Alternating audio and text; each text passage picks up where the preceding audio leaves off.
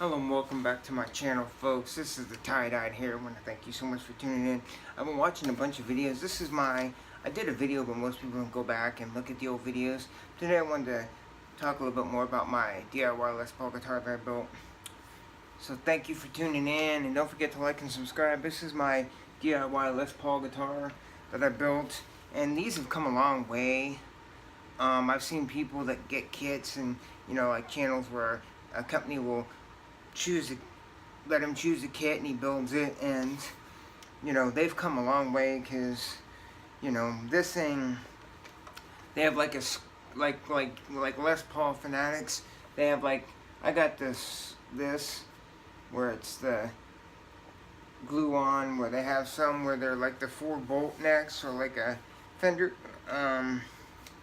I have, if you can't really tell, but I'll get up into the camera pretty close. Right in here I had to put some, if you ever do any type of work on doors and you have to put shims, I had to put some shims in here because this was like loose in here.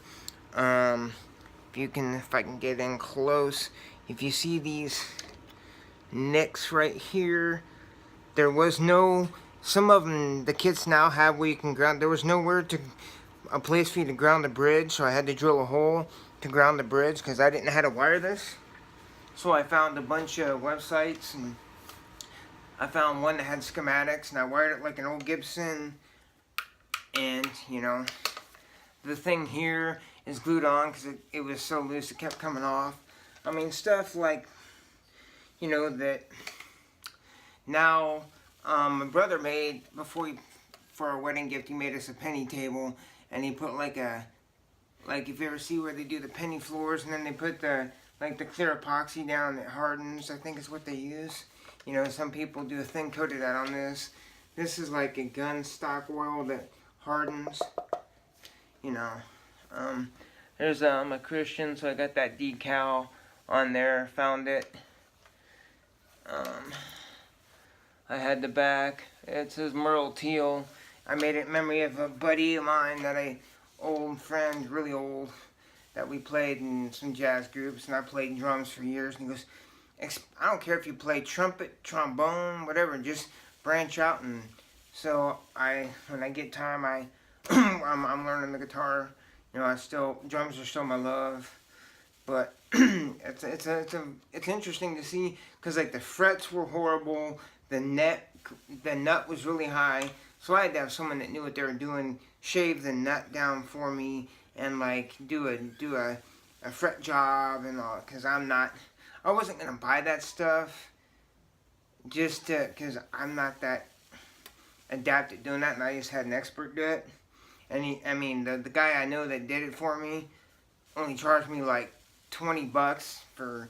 I think I paid $40 total to have the nut job done, the frets shaved down, and all this work. They did a bunch of work for me and stuff, and I did it because since I'm learning guitar, I thought, what the heck, it'd be fun just to try to, learn about the guitar by building one. So, and now I've heard that you can buy, I've seen kits now that are like $200. But basically, instead of this being a 1 mil veneer, it's a solid piece. So it's like, you got like a half-inch or 1/4 inch of like flame maple or curly tiger maple on top, and then you got like the mahogany on the back. It may be 3 pieces here, but the slab on front's, not just a veneer like these are.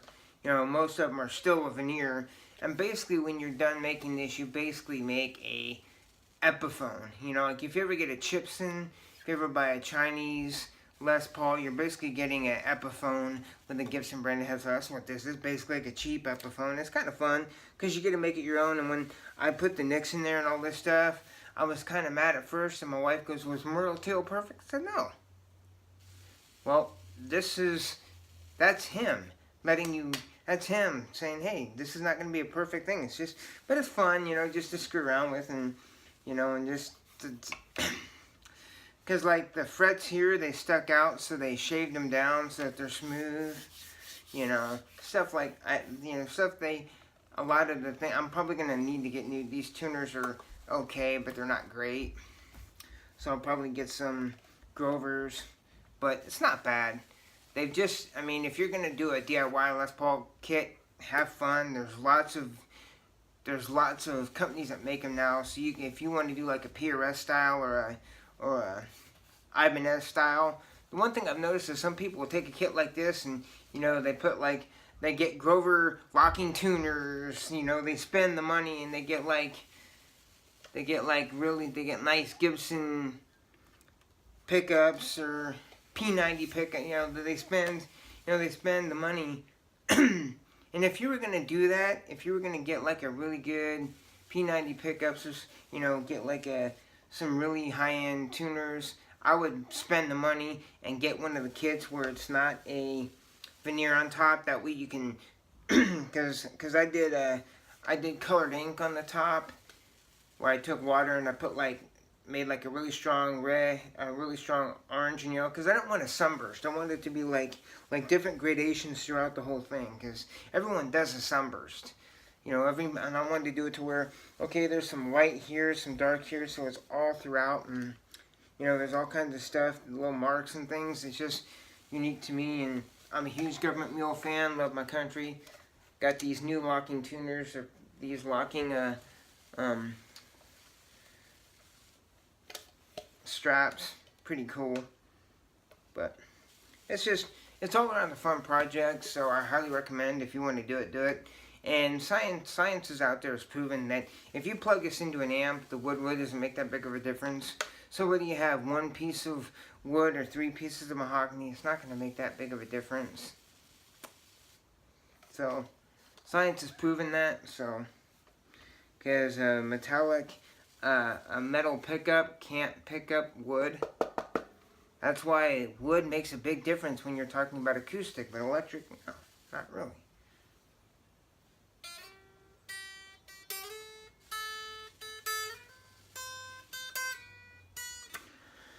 But it's a fun little project, and there's tons now. I think, I'm trying to think who the guy was. There was a guy that made one of these. I'm Fred Yen, Fred Yen, and he got me inspired to do one, to mainly to learn more about the guitar and different things, and, you know, they're not bad. You know, I've seen people that get kits that have like Epiphone, like the pickups are branded Epiphone, and, you know, why would you have, so who knows? I mean, it's amazing to see the variety of kits out there, from V-necks to double necks to a V shape. I mean, if it's been made into a guitar, semi-hollow bodies, you know, you name it. And so there's a lot of choices out there if you want to do it. But when I did this, I just had one Fred Yen video just to see what he did. And I mean, this was like $149 bucks. I don't know what they go for now because I haven't looked, but they're like $149 to the door. So it's not like you're gonna come out thinking you're gonna make a, you know, a 60s style Les Paul, but still, it's fun, you know. And it's something that when you play, you can say, hey, look what I did, and, you know.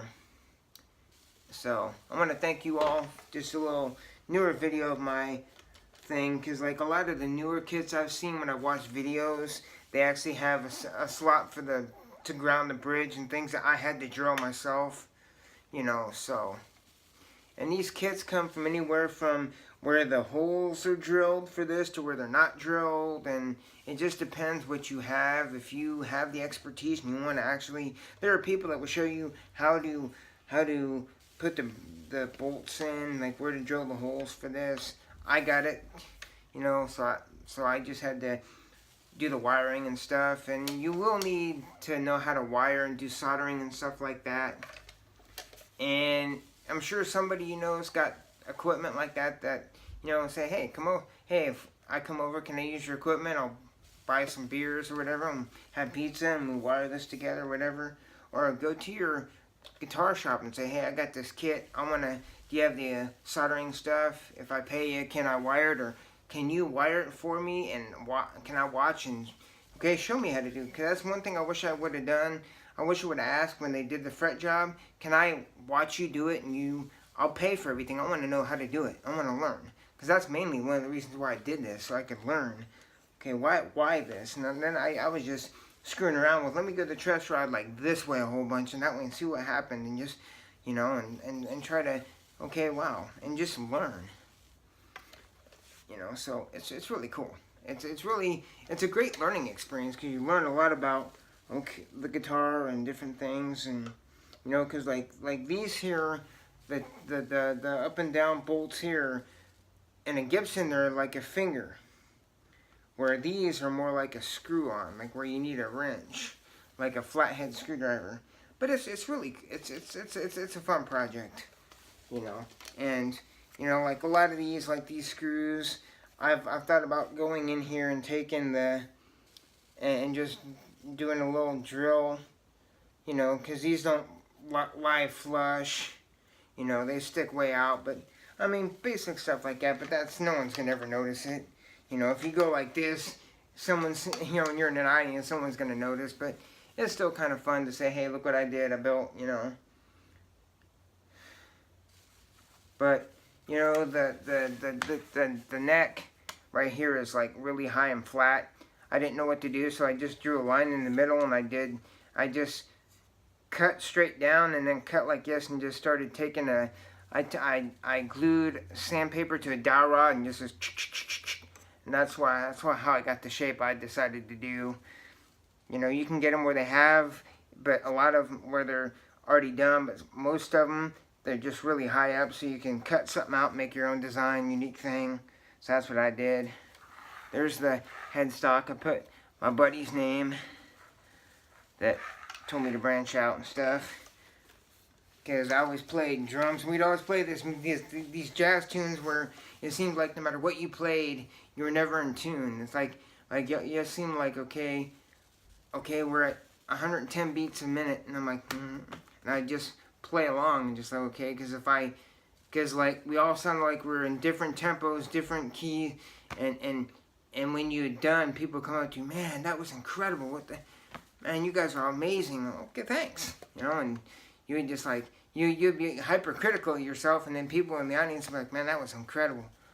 So, and there are times where we're going to play this song, and I'd be like going up on like Real Radio or something, just trying to, I don't know that, and I'd like, because like one of the first gigs I did with them, like two of the songs I'd never heard, and like we were playing like Friday and like Thursday, I'm just like rehearsing, just like, okay, and I said, just put your hand up if we're going, you know, fist up if we're stopping, and and just worked out, you know. So he always taught me to branch out, and I built this guitar, and I highly recommend doing this.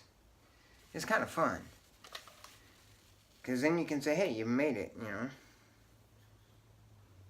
I mean, maybe down the road I might get other pickups, but they're not bad.